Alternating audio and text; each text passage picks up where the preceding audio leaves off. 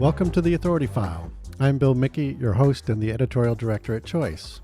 For the last few Authority File series, I've been telling you all about our new podcast called Patron Driven. It's coming up later this month, and we're really excited for you to hear it.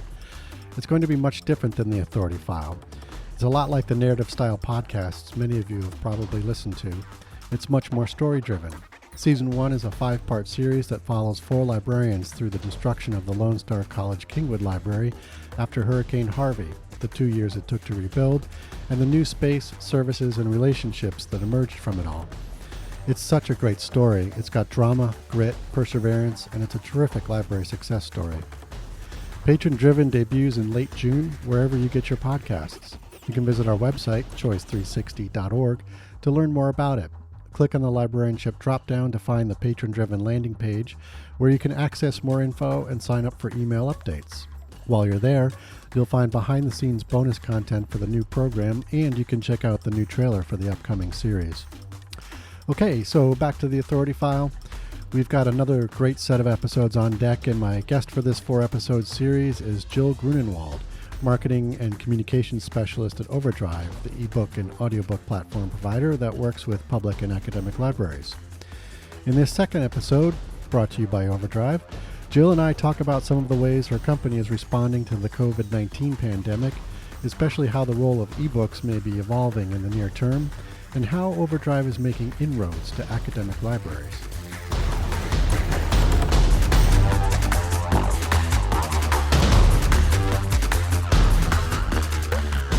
Well, as much as I'd like to continue talking about books, I do want to pivot a little bit into some more business-oriented conversation.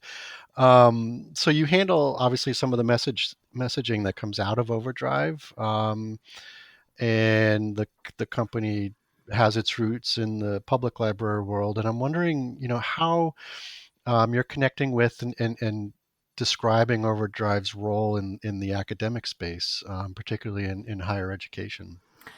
Right. So we know that when it comes to having a digital reading platform and all of that the needs of academic institutions are obviously very different than those for public libraries. And that's especially true right now when students are finishing out their last few weeks of spring semester off campus, and there's a lot of questions in the air about what's going to happen in the fall. Mm-hmm. So with OverDrive, colleges and university libraries can build custom digital book collections that provide students, faculty, and staff 24/7 access to books, ebooks, audiobooks, popular fiction, nonfiction, no matter where the students are, which is, one of those really important things that's needed right now. Mm-hmm. So that's, a big part of where we're trying to approach academic libraries. Okay. So you've touched on this already a little bit, but I'm curious to see how OverDrive is responding to the pandemic. I guess from a business point of view, what does it see its role as in terms of its support for the library space, and perhaps, I'm really curious to see, are you kind of adjusting on the fly as because we're all kind of moving forward cautiously because nobody really knows what's happening 2, 3, 4 months out. Or, are you just sort of optimizing, what OverDrive's sort of role and presence is in the marketplace already? We are, I would say that we are sort of trying to do things on the fly because since so many libraries are closed, demand for digital is up. Mm-hmm. In terms of how we're responding, we've actually started working closely with our publishing partners to try and provide more access to content. A lot of publishers have stepped up and have reduced pricing or have changed their lending models to open up access, which is greatly appreciated.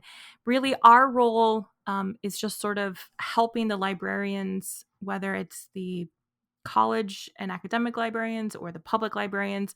They're providing this essential service to their communities, whether it's the students or the public, and we're just there to kind of help them during this time, connecting books to readers. Hmm. Excellent. So you mentioned publishers are sort of generously adjusting their creating more access and allowing Mm-hmm. more access and changing their lending models. Um, are you having any conversations internally about um, what this may mean going forward and what the role of ebooks might be moving forward? And sort of, I mean, there's a lot of talk generally, in sort of um, in the business world about how working from home or how the pandemic may have some permanent effects on the way people do their jobs. And I'm wondering if OverDrive is having conversations around that as well. A little bit. I think, if nothing else, all of this shows the importance of both libraries and publishers supporting print and digital content. Mm-hmm. Ebooks are, we obviously are very supportive of having ebooks in libraries, and sometimes libraries don't put as much emphasis on them. And so, right now, though, with physical libraries closed, and only a few are even offering curbside assistance, readers are relying on ebooks and audiobooks more than ever. Right. And so, if nothing else, I think that sends the message that it's important that libraries of all kinds invest in this type of content, and also that publishers embrace the format as well. Mm-hmm. Um, but have you heard anything, or do you think that maybe, especially on the publisher side, that access models might change or anything like that, or is there just not that kind of um, you know rumblings yet in terms of in the market? I have not heard or seen any rumblings as of yet, Hmm. other than, when all of this started, Macmillan had previously limited access to ebooks, and then Right. Right.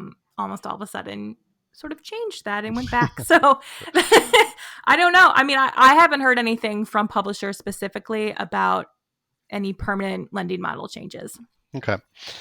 Um, so I'm curious if we can kind of like look at this model from the academic library perspective, and perhaps even reaching back to your experience as when you first joined OverDrive in a collection development role. I mean, um, how are the company's content and services integrating with academic libraries holdings? And in other words, like what are academic librarians looking for, when they look at a service like yours? What are they asking you about, and that kind of thing? We have found that many of our partners use OverDrive in addition to their other digital database collections. Hmm. So it's not really replacing anything, it's existing alongside what they already Right. have. A lot of them use it for offering popular fiction to their students, faculty, and staff, and also audiobooks. Audiobooks, we have found, are really popular in the academic space. I think it, provides an alternative access option, and um, a lot of, when the academic librarians come to us, that's sort of the things that they are looking for. Hmm. I'm wondering if, are you capitalizing or seeing any trends in higher education, particularly among students, you know, teaching faculty or researchers, and libraries, obviously, that present opportunities for content and platforms such as OverDrive. I think, textbook affordability is always a huge one. I'm Right. sure prices have gone up since I graduated from college 20 years ago, and they felt expensive then. So, having our um, OverDrive does have some uh, textbooks available on our platform, which can offer an alternative to students for purchasing. But also, if you have like a liberal arts based class where they're reading classic English literature or nonfiction titles, those can be accessed as well rather than buying the books. We also have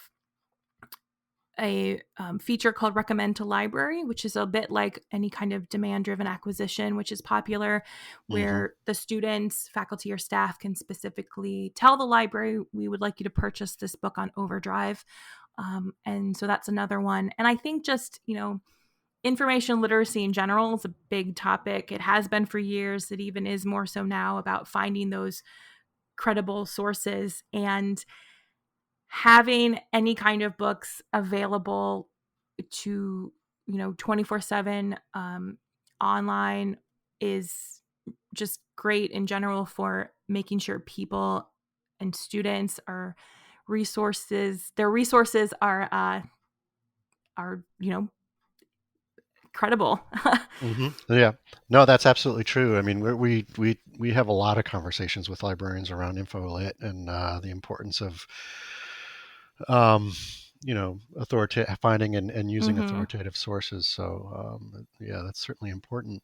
I'm wondering, if you have noticed, or if OverDrive has noticed internally, like any changes in ebook usage since the pandemic really became prevalent in our country, and I know, looking at other sources of digital media like podcasts and webinars and things like that, at Choice ourselves, that we've seen a huge spike in usage. And, I'm wondering if OverDrive has noticed something similar, and where you're seeing those trends and what they might mean. Yes, we have seen increased demand for ebooks in all of the markets that we serve, whether it's, academic, public, the K-12 space.